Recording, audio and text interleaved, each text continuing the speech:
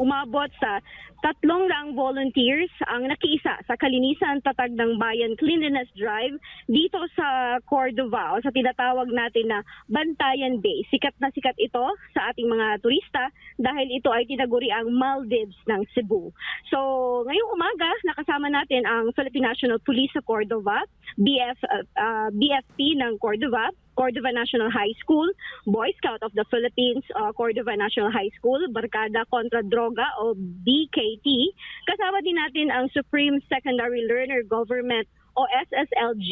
Kasama din natin ang Youth for Environment and School Organization and syempre ang Menro Cordova na nakipag-coordinate din sa local government unit na kung saan ay binantayan din tayo ng taga-emergency rescue unit para sa mga sakuna na mangyayari or sa may mga hindi inaasahang pangyayari. May isa din silang ipinadalang ambulance para bantayan ang ating cleanliness drive dito sa kanilang lugar. So kasama natin ang mga barangay captain kanina sa dalawang barangay na kung saan ang poblasyon o barangay poblasyon and barangay Katarman ay nakiisa, no, yung mga residente nila nakipagtulungan sa ating ginawa na cleanliness drive ngayong araw. So, sa pagkatapos ng isang oras o mahigit isang oras sa paglilinis ito sa dalampasigan, ay inabot natin ang 100 sako ng iba't ibang klase ng mga basura, no?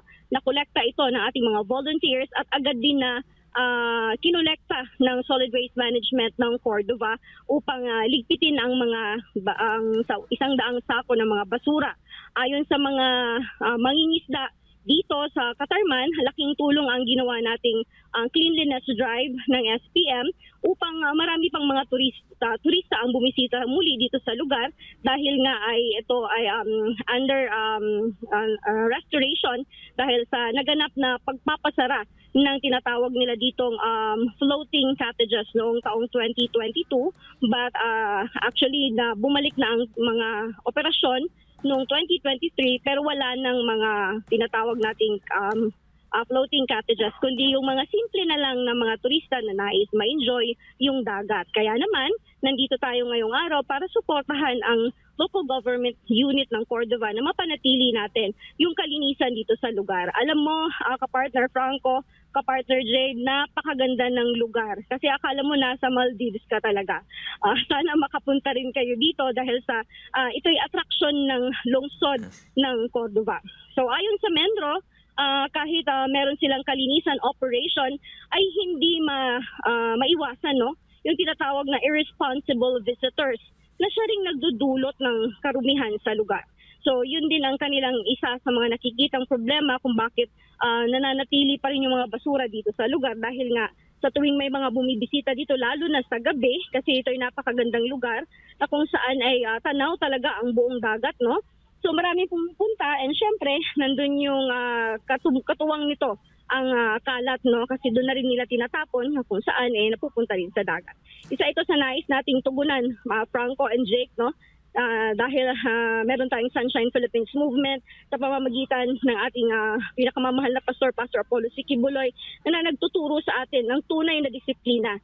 Sadyang talaga, no, na merong mga nagnanais din na talagang dumihan ang ating lugar kagaya ng mga nangyayari ngayon sa ating pamahalaan, no? Kahit nagawin pa natin na napakaganda at disiplinado ang ating bansa, ay may mga sadya din talagang sumisira at nais na makita, no, na marumi ang ating bansa, lalo na sa mga liderato ngayon na kung saan ay isa din to sa nilalabanan po ng advokasya ng ating pinakamamahal na pastor. Sa bagay, kapartner Jade and Franco, dito tayo palagi sa side ni Pastor, no, kung saan ay manindigan sa ano ang kabutihan. Ito ang turo ni Pastor Apollo Sikibuloy sa lahat ng KOJC at volunteers ng Sunshine Philippines Movement. Yes, partner Charmaine, gaano ba kahalaga ang pagpapanatili ng kalinisan dyan sa Cordova, Cebu? At nakikita naman natin na though hindi siya ganun karumi kagaya ng iilan sa atin nagsagawa tayo ng cleanliness drive, dyan sa iyong location, since nabanggit mo rin, it is a tourist destination also, gaano kahalaga ang pagpapanatili ng kalinisan sa lugar na iyan? Actually, natutunan talaga ng mga taga-Cordova, no, na kahit na gaano ka-progresibo ng lugar dahil sa dumarayong turista, Alam mo, ka-partner Jade and ka-partner Franco, hindi lang siguro 1,000 ang araw-araw na pumupunta dito nung nandito pa yung mga floating cottages. Kumbaga kumikita ang mga locals na mga taga Cordova dito. Pero dahil nga nasisira na paunti-unti ang karagatan, ang tubig mismo ay naging polluted na. Hindi na maging healthy ito dahil nga ito sa tinatawag na fecal coliform na may bacteria na nakita sa tubig ng Baybantayan Bay ay talagang ipinasara ito ng local government unit dahil hindi na ito healthy para sa mga bisita. So ibig sabihin ngayon kahit na hindi sila ganun kalaki ang kanilang kinikita sa turismo ay baliwala na lang sa kanila ka-partner Jade and Franco dahil mas nais nila na mapanatili ang lugar, ang kagandahan ng lugar na ito. Yun ang importansya para sa kanila. Yes, meron din karagdagang tanong din po si ka-partner Jade. Oo, Charmaine, nakita namin pati yung mga kabataan pala nakilahok dito sa ating clean up drive. Mga bata pa ito pero talagang na-share ninyo yung awareness nila sa kanila para mapangalagaan itong ating kapaligiran. Yes, Jade, no? Actually, alam naman talaga natin na itong mga batang ito ay kakapiranggot lang ang kanilang maitutulong para sa clean up drive na ito. Pero wag na nating tignan yun. Pero yung presence nila kanina, no, nakakatuwa. Kasi alam nila yung turo ni Pastor na dapat mapanatili ang lugar. And